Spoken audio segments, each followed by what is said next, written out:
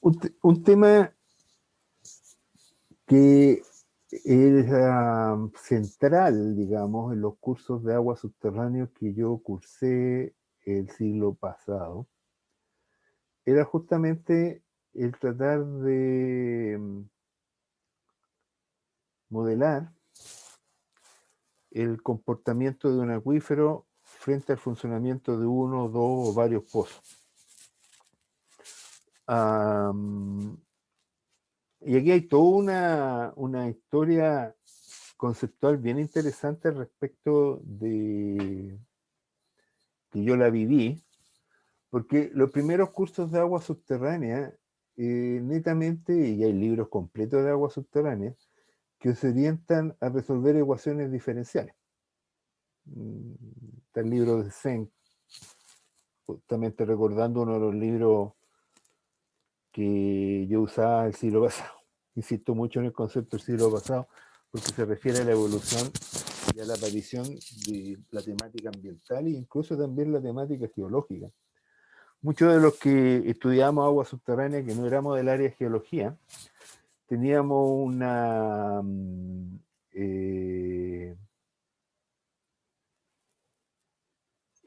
como que yo diría existía una sobresimplificación de las aguas subterráneas que no consideraba la heterogeneidad de los sistemas. Entonces, un libro clásico de agua subterránea que lo habría estudiado un ingeniero civil el siglo pasado, como les digo, era un libro lleno de ecuaciones diferenciales que simplemente partía con el supuesto básico de que el sistema de agua subterránea era homogéneo isotrópico, lo cual no se cumple en lo absoluto. El acuífero, los acuíferos, sobre todo acá en Chile, son altamente heterogéneos. Entonces, ahí se genera un primer problema que a mí me afectó mucho durante muchos años. El problema es que las ecuaciones que vamos a ver nosotros son ecuaciones que están establecidas desde hace 80 años, en algunos casos, 85 años, con supuestos bastante simplificatorios. Suponen un acuífero homogéneo, isotrópico, y en gran medida gracias al tema de la calidad del agua subterránea, el transporte contaminante, sabemos que los acuíferos no son homogéneos, no son isotrópicos y de hecho son bien complejos. Entonces, a mí en lo personal me generó un tremendo problema conceptual durante muchos años el tener un conjunto de ecuaciones muy simples que han sido ocupadas durante 80 años y que no necesariamente corresponden a la realidad. Entonces yo tenía como un divorcio conceptual que me lo aclaró un profesor de hidrogeología norteamericano después de la segunda cerveza. Y la verdad es que son necesarias de repente las cervezas, eso se echa de menos con la pandemia, porque este tipo de conversaciones de sobremesa algunas veces son brillantes. Voy a empezar a compartir la pantalla.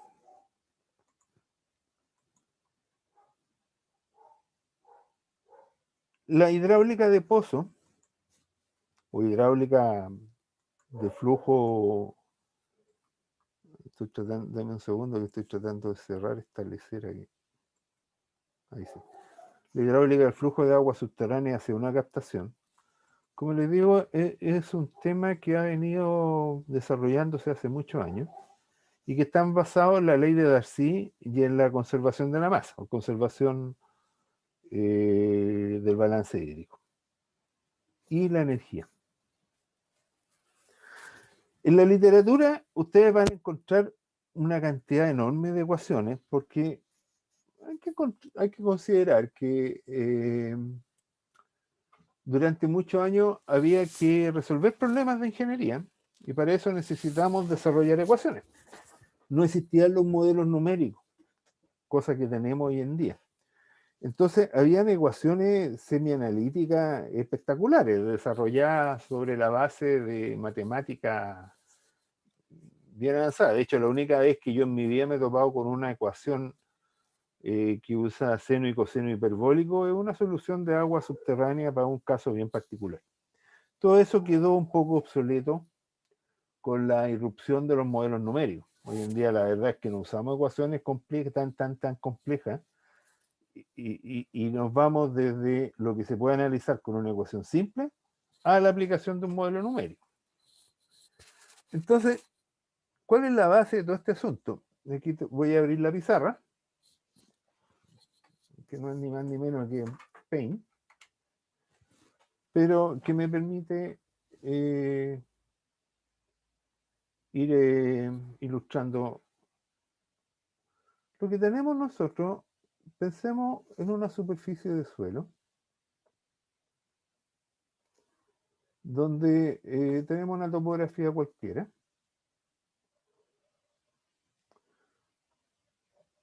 Por ejemplo, aquí hay un vallecito que va a ir acercándose hacia un río. Entonces aquí tengo un valle en que aquí estoy acercándome a un río, es superficie del suelo, así que lo voy a pintar color café, porque es suelo. Porque me dice que el suelo es verde, bueno, lo pueden pintar verde, pero lo que sea. Aquí tengo una condición de borde, que va a ser un río que está aquí presente, por aquí.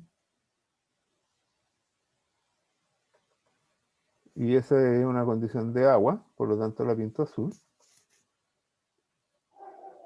Y vamos a tener una ecuación de flujo de agua subterránea, que vamos a ajustar esta ecuación. Aquí aquí les voy a contar otra de las historias mías de cuando era estudiante de ingeniería. Un poco puntúo el estudiante de ingeniería. Y ahí tengo una ecuación de un flujo de agua subterránea. Entonces, esta es la ecuación de flujo de agua subterránea que nosotros tenemos.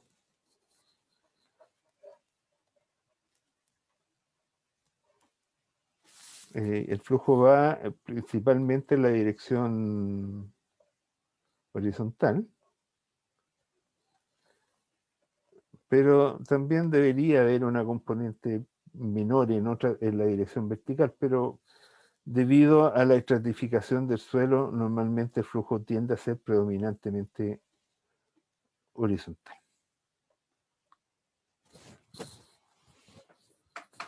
Voy a eliminar esa manchita que hay ahí que me perturba. Ustedes probablemente no se han dado cuenta, pero a mí me perturban esas cosas. Ahí se fue. Bien. Vamos a ir conversando sobre la ecuación de flujo. En primer lugar, la ecuación de flujo, ustedes, como ya inmediatamente recordarán,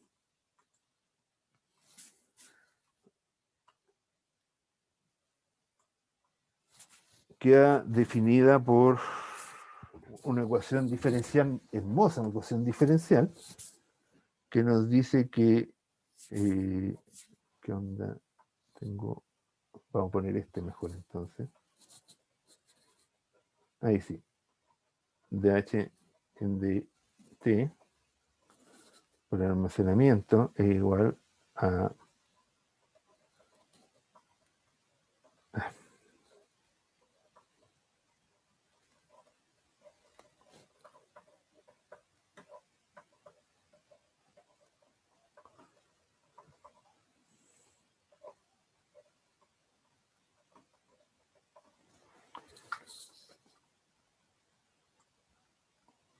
Río Chico era...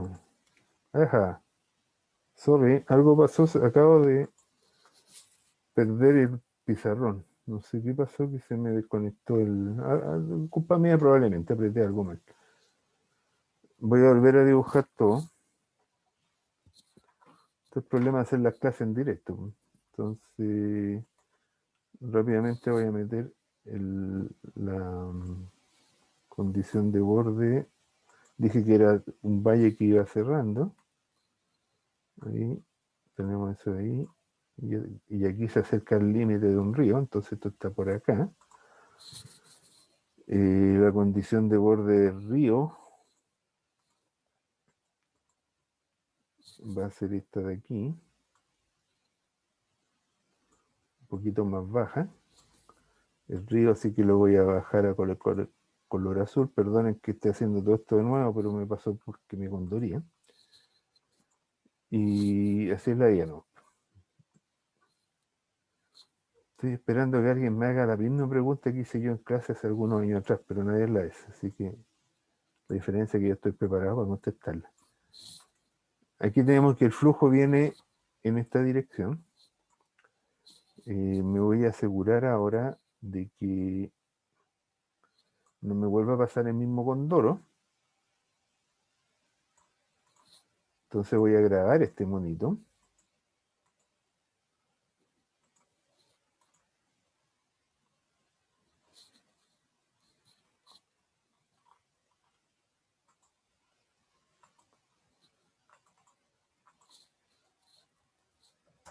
Y ahí quedó grabado para recuperarlo si lo necesito. Entonces, como le iba diciendo antes que me condoreara, la condición de borde, perdón, el flujo queda dado por esta ecuación. Y ahora voy a tener que escribir con letra más chica. Es difícil escribir usando el digitalizador, pero de h en dt por el coeficiente de almacenamiento, la derivada parcial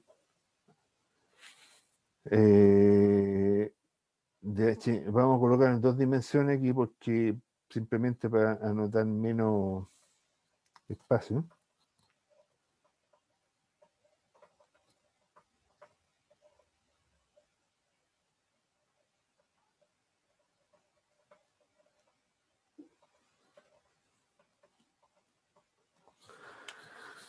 El flujo es bidimensional. En realidad podría ser fácilmente tridimensional, pero aquí tengo un elemento que son las extracciones. Vamos, y eso es un pozo que está funcionando. Entonces, aquí, ¿qué es lo que ocurre? Estaba viendo si alguien me hacía la pregunta, así que la voy a tener que hacer yo nomás. Cuando con esto, aquí la condición de borde, y con esto el eje hidráulico, en realidad el eje hidráulico debería conectarse con la condición de borde, pero aquí ocurre una cosa media extraña. Esta cosa extraña que está ocurriendo aquí, me acuerdo que mi profe de hidrología, el siglo pasado, de repente llega y dice, había dibujado esto y justamente había conectado esto con esto, y después dice, no, esto no puede ir conectado, y lo levantó. Entonces nos falta el puntúo, que fui yo, que le dijo, profe, ¿por qué hizo esa corrección? Y el profe se me hizo el loco. No me respondió nunca. No me respondió nunca, se hizo el loco. Y la verdad es que yo después ya no quise seguir cateteándolo, porque caché que el profe sabía que había que hacer la corrección porque aparecía en varios libros, pero no entendía por qué había que hacer la corrección. Y eso es una lata cuando le pasa a uno como profe, y hay que tratar de evitarlo. Bueno, a mí en lo personal me costó mucho entender esa corrección, porque lamentablemente uno tiene el nivel de conocimiento que uno aprende en la universidad y hay cosas que no las pasan. Los ingenieros civiles agrícolas en particular, yo creo que tienen mucha más facilidad para entender esta corrección. Los ambientales, algo, porque yo lo he mencionado en agua en hidrología, pero esta corrección se debe al efecto de la capilaridad, al potencial matricial del suelo. Lo que ocurre es que este nivel de saturación considera un delta aquí, que es el delta capilar. Ahora, para efectos matemáticos, nosotros podríamos despreciar el efecto de la capilaridad.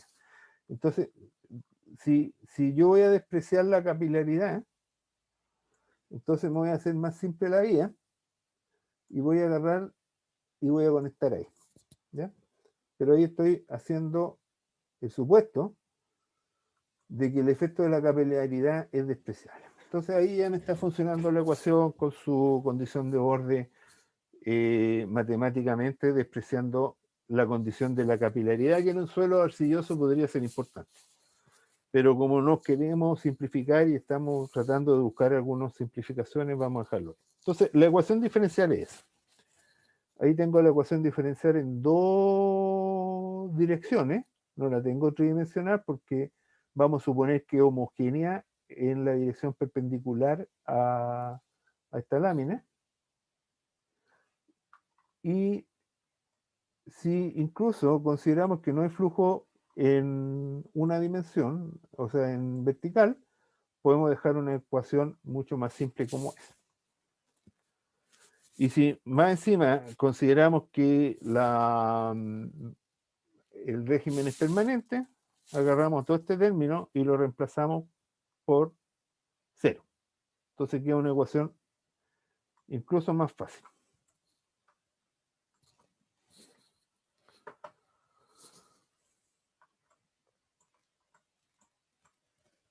Uy, que me quedó feo el 0. ¿Se fijan? Entonces, ahí nos partimos con ecuaciones más simples. Entonces, esta es la ecuación básica. Sobre esta ecuación se han hecho una serie de desarrollos matemáticos desde 1930, más o menos, que se partió con este tema. Y en ese minuto, la gente que desarrollaba estos proyectos tenía experiencia en la zona, en Estados Unidos principalmente, habían algunos desarrollos en la Unión Soviética, y una de las cosas en que se parecen Estados Unidos y la Unión Soviética antigua, perdón, en esa época era la Unión Soviética, hoy en día sería Rusia, es que tienen grandes llanuras, grandes praderas, por lo tanto los acuíferos son enormes y tienden a ser isotrópicos y homogéneos. No es el caso de nuestro país, que tenemos pequeñas unidades que tienden a ser heterogéneas. Yo trabajé mi doctorado en Estados Unidos y era impresionante, en 400 kilómetros cuadrados los suelos eran los mismos y las unidades geológicas eran las mismas. Aquí nosotros en 400 kilómetros cuadrados tenemos cualquier cosa. Pero ahí me saltó un primer punto, o sea, las ecuaciones se hacían para régimen permanente, se hacían para considerando altura homogénea, pero lo que a mí me complicaba es que incluso en nuestras condiciones, con toda nuestra heterogeneidad, la ecuación funcionaba. Y la clave de por qué, y esa explicación que me costó un par de cervezas con Graham Fox, se debe a que nosotros trabajamos con una variable de estado, que es la presión. Se fija en la ecuación, ¿qué es lo que refleja? Trabaja la presión. Y la presión, voy a borrar este monito, la presión es el término H que está aquí, que corresponde a la altura piezométrica. Entonces, aquí es donde tenemos una cosa importante, porque nuestra variable estado es la altura piezométrica,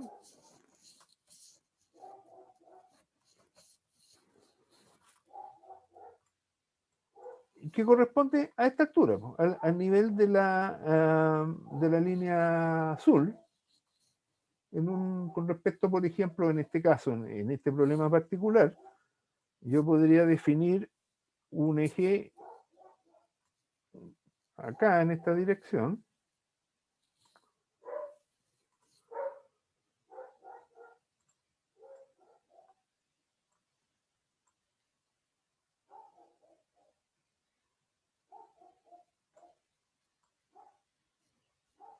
ahí tengo el eje X,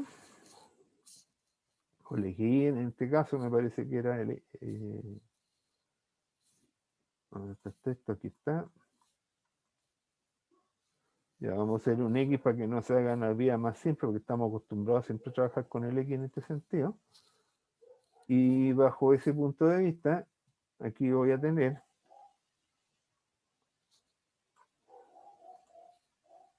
un valor HDI. Lo que pasa es que no me escribo.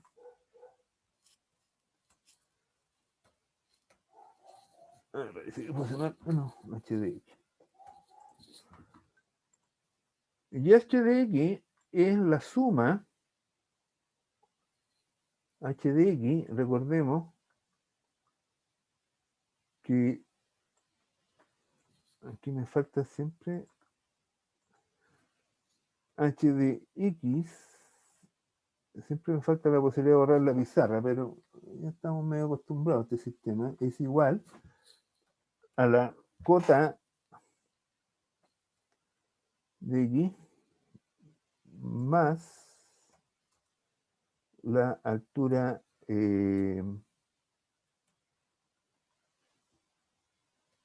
piezométrica, la altura de presión. Que aquí voy a hacer una trampa, mi estimado señor y señorita.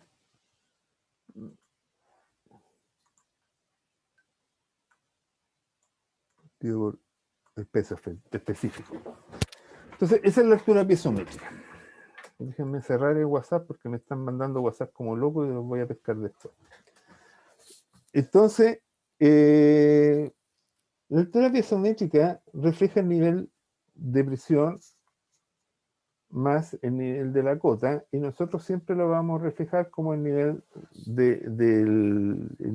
del acuífero en el pozo, en la captación. Nosotros lo podemos medir. Podemos abrir un pozo y vamos a ver el espejo de agua. Esa corresponde a la altura piezométrica. Por lo tanto, la variable estado nosotros es una variable de energía. Vuelvo a repetir un concepto que lo dije al principio del curso. La velocidad del agua subterránea es del orden de metros por día, centímetros por día en algunos casos. Por lo tanto, la altura piezométrica, la altura cinética, que es b cuadrado partido por 2g, la podemos despreciar. Perdone que ande un poco alterado, pero hay gente caminando cerca de la casa, mi perro está vuelto loco, me están llamando por WhatsApp, entonces de repente es medio difícil concentrarse en la clase. Pero mundo real. Entonces, el término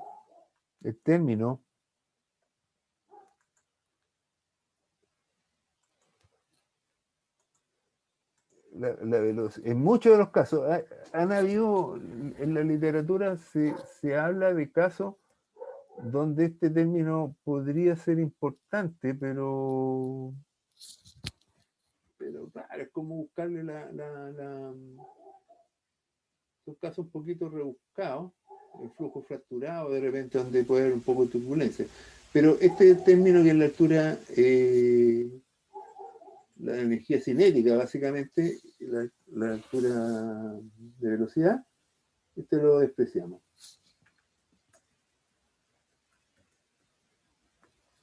Ya veamos qué pasó aquí. Estoy tratando de escribir algo, me sale. Perdón. Ya.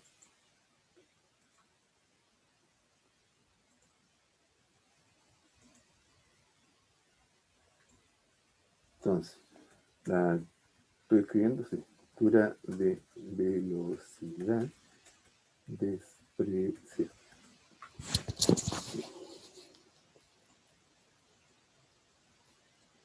Este concepto de acá es súper importante, porque la variable estado con que vamos a trabajar nosotros es la altura de presión, o la altura piezométrica. Entonces, en conclusión, que lo voy a escribir acá y con letra un poquito más grande para que se destaque.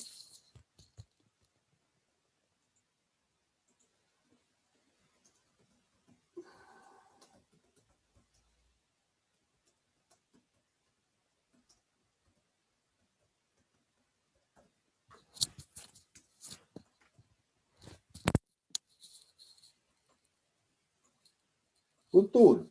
La variable de estado con que nosotros vamos a trabajar es la altura piezométrica, o sea, H. Otra cosa que es importante, lo acabo de decir, pero lo voy a volver a escribir aquí para que se vean lo importante que es. La velocidad es despreciable. No, no, no, me salió un gallo. Suponemos.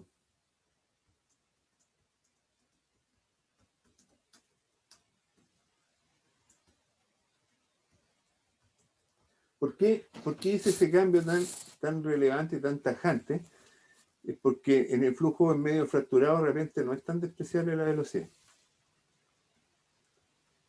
Entonces ahí hay que tener cuidado con los supuestos que uno hace que de repente generan confusiones. Aquí no hay nada escrito en la piedra, son todos supuestos de trabajo. Pero si mantenemos como variable de estado nuestra altura piezométrica y suponemos que la velocidad es despreciable, aparece entonces un concepto bien importante, otro principio, que es el principio de Pascal, que lo vemos en mecánica de fluido, que dice que en un fluido en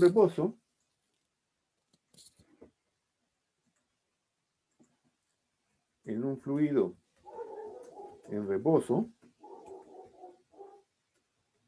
la presión a la misma altura es constante. Otra derivada del principio de Pascal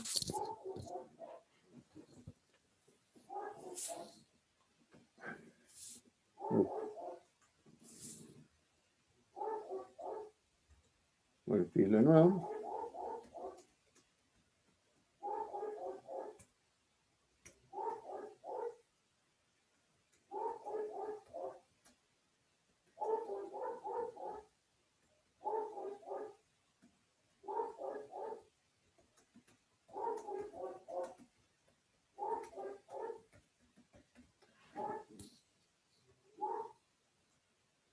Otra derivada del principio de Pascal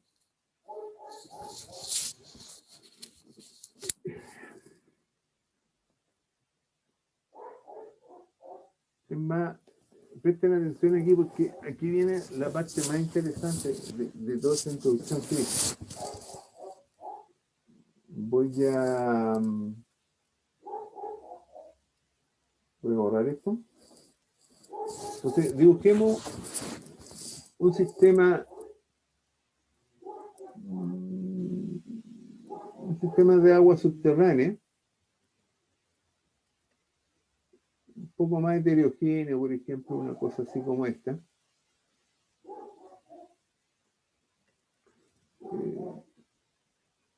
Voy a sacar la condición de borde un poco menos rigurosa.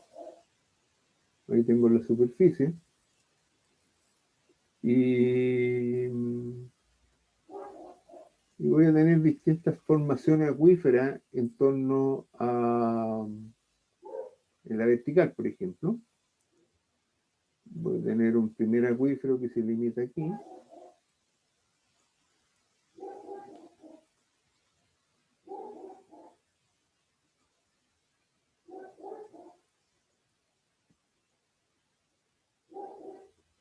Y de ahí abajo voy a usar la opción de la brocha, como me resulta. Y vamos a ir uniendo distintas unidades hidrogeológicas. Aquí tengo un sustrato que podría ser un material permeable. Voy a tener que dibujar después mejor dibujar después el eje hidráulico. Después tengo otro sustrato que puede ser este. Y después tengo un tercer sustrato que puede ser este otro. Algo por el estilo. Y aquí entre medio otro sustrato que puede ser una cosa. Tengo 4 capas de distintas propiedades hidrogeológicas. Y todas esas capas tienen por encima, en muchos casos podría darse que no, Pero aquí es donde está la parte interesante.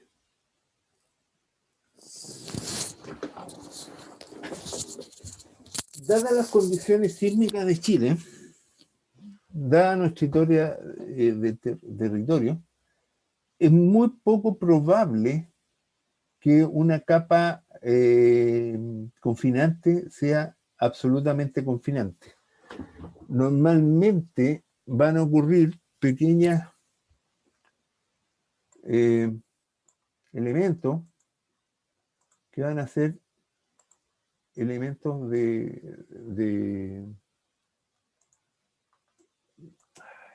perdón, elementos como este, que van a ser pequeñas fallas, discontinuidades,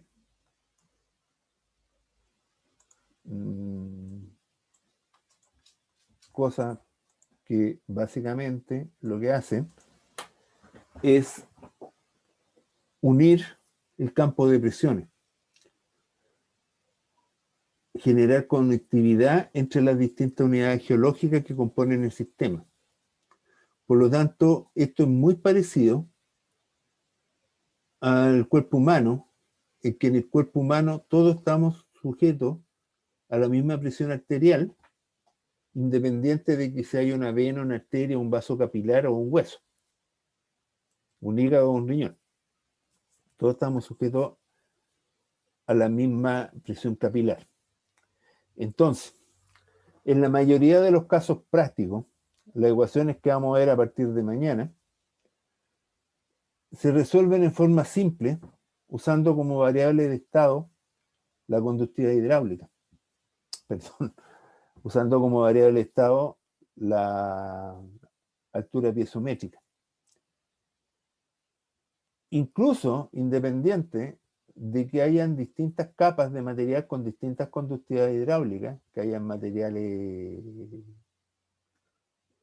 acuicudo, acuitardo entre medio de las capas acuíferas, a través de la conectividad producto de fallas estructurales, de uniones entre distintas capas de materiales que están ocurriendo, se produce una continuidad del campo de presiones. Y eso es algo que aquí, por ejemplo, se da bastante bien, y eso explica por qué las ecuaciones simples que vamos a ver a continuación funcionan y funcionan realísticamente en un medio complejo como el que tenemos nosotros, a través de la conectividad del campo de presiones, o de la continuidad del campo de presiones. Entonces, ese es un primer ejemplo que tenemos que ver, es un primer concepto que tenemos que tener presente, que el sistema de agua subterránea está sometido a una continuidad del campo de presiones, y ahí es donde adquieren mayor importancia las condiciones de borde. Por ejemplo, cuando nosotros generamos una condición de borde, como por ejemplo en un acuífero que está conectando una laguna con el borde costero, que podría ser el acuífero costero de Ridoque, por mencionar un caso concreto, o un acuífero costero de Coronel, de Escuadrón. Yo tengo un sistema en que aquí tengo una condición de borde que puede ser el mar, aquí tengo otra condición de borde que puede ser una laguna,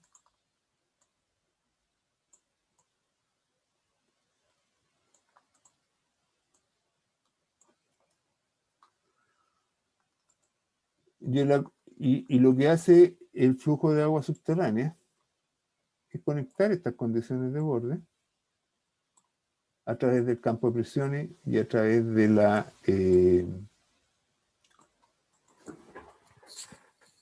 heterogeneidad del sistema. Otra condición que ocurre, y que yo aquí la dibujé, es que más o menos en esta parte de aquí, el flujo de agua subterránea es lineal, pero aquí se produce generalmente cerca de la condición de borde inferior, se produce una descarga. Entonces nosotros teníamos una situación en que las velocidades los vectores de velocidades, vienen en forma lineal, con una componente x. Entonces nuestros vectores vienen en esta dirección.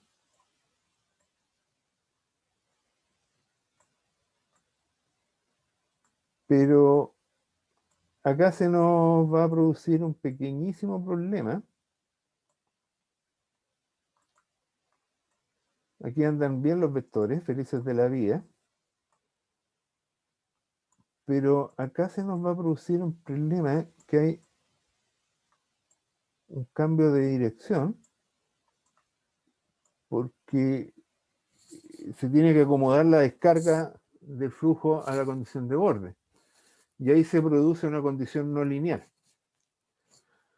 Entonces, eso nos complica las ecuaciones diferenciales y las ecuaciones matemáticas que usamos, porque es una condición un poco más compleja. Pero, hace muchos años atrás, eso se solucionó en forma elegante con lo que se llama la hipótesis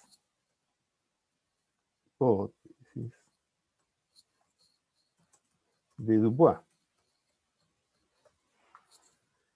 en que básicamente él estableció una hipótesis matemática en que la curvatura del campo de velocidades que ocurre acá en ciertas condiciones puede ser despreciada.